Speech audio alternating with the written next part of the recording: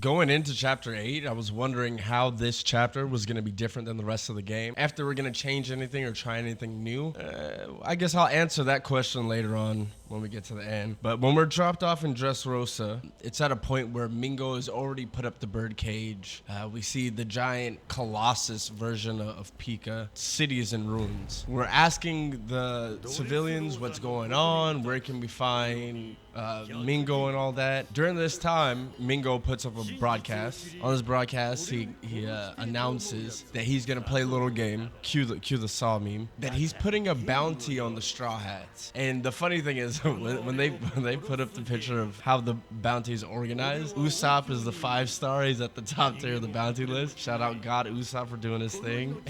And he says he's gonna be waiting at the top of the royal palace if anyone wants to kill him. We head straight for the elevator to start climbing our way up to the royal palace, but we find out that the elevator or the door is locked, so we have to find Rebecca, who has the key. But Rebecca's by the Coliseum, or should have been at the Coliseum finishing up those fights. So we head over in that direction, finding out that the Coliseum has been shut down because the whole area was being destroyed. We decide to look around for where Rebecca might be. While we're looking for Rebecca, we're attacked by Jesus Burgess, who's looking for just devil fruits in general. He's just trying to snag one for himself. He didn't get a chance to get the Miro no Mi, so now he's just attacking anybody.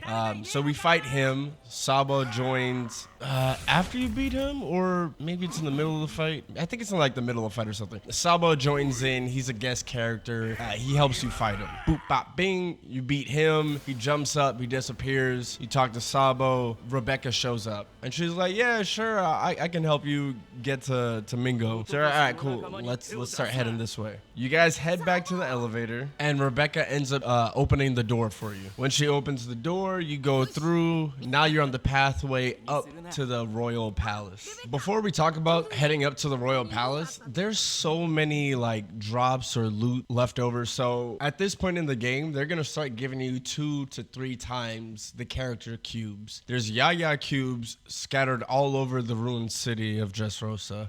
There's hidden boxes everywhere as well. If you're looking for loot or gearing up your character, this is the best place to be. Dressrosa also has the monkeys. I forgot what their names, whatever they're called again. So the crown archetype of the jewels usually gives the highest stat, and you can find that here in Dressrosa. So definitely keep your eye out for that. That's just like a tip if you were playing through. During that path, you don't know where you're really going, and you come across Law, and he's badly injured. He ends up telling you how to get up to the royal palace, but he passes out. So he gives you some basic directions. You follow him and you keep going. And then at a certain point, you come across Cavendish. But the thing is, Cavendish was previously attacked and he passed out. And now he's in his whatever form. It still hasn't been explained in anime or manga yet. Whatever he has going on with him. But you have to fight him while he's attacking everybody. He's attacking you and the Marines. And then once you beat him, you knock him out and he comes back to his senses. So now he joins the crew as well. So now we have Sabo, Law, Cavendish, Rebecca, all in this big group going up to the royal palace. So there's the bottom level and then there's the top level of the royal palace, or on your way up to the royal palace. And it is, oh brother, it is like a maze, a labyrinth, whatever you want to call it. It is a pain in the ass. That's what I like to call it. There's hidden loot still everywhere. There's breakable walls. There's enemies everywhere. So you're either getting into a fight or at least like looping back around, or if you're trying to get to a chest, you're over here trying to figure out what you have to do. There's also an area where you have to use Frankie to build bridges, right? If you don't have the material, you gotta go like loot and find the materials. That's a longer time you're in that area, probably fighting shit. After you beat Cavendish and he joins up, you're walking through, just Burgess attacks again, but he's powered up by the cube. Best part is you still have the guest characters, and I think there's a limit of only 2, but they switch between like Cavendish, Law, and Sabo, so you always have someone different in these fights. So you beat the power-up Burgess, that's it. You keep going further down, you run to Pika. Pika's in his colossal form. Luffy hears Pika talk, and of course, as everyone does, laughs at his voice, gets him mad, and he also has one of the best attacks. Shout out Pika, because this colossal hammer, whatever, I loved it. Although it messed up my team a little bit. Not gonna lie. It messed him up a little bit.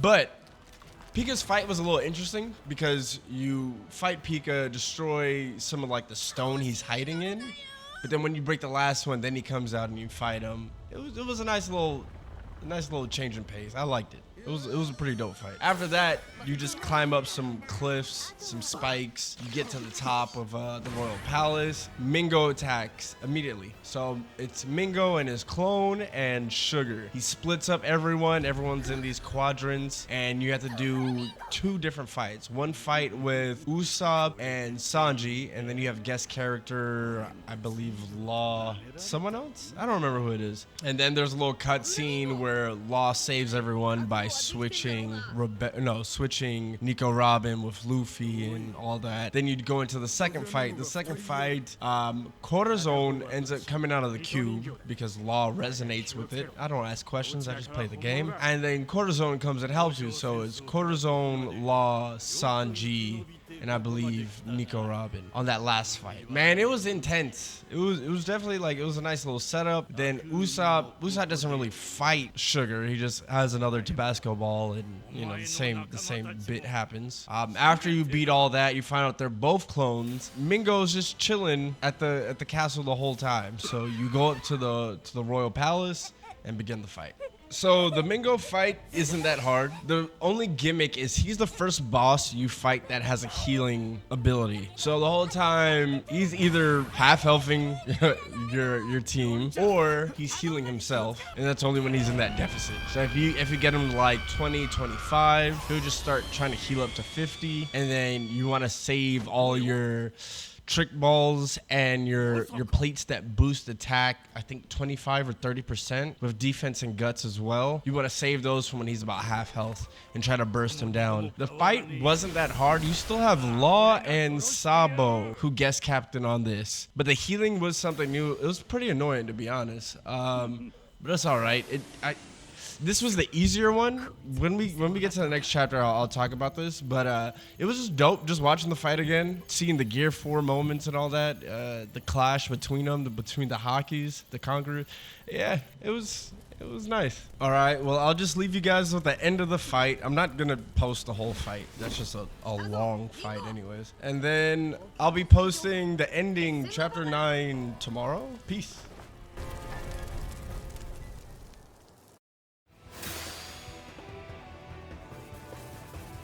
お前の好きにさせねえ。俺はお前の16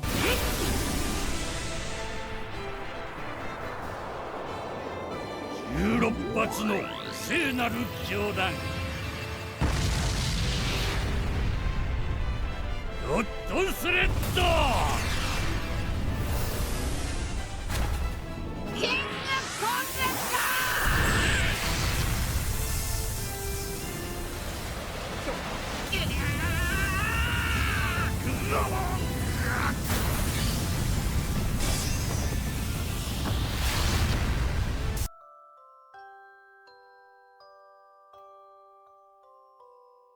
最後の戦いが幕を開ける。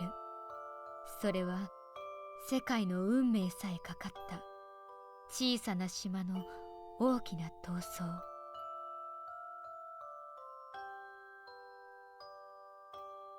アディオ、私は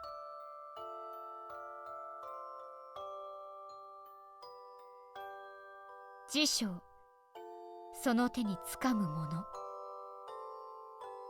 やっと来たか。バスターコール。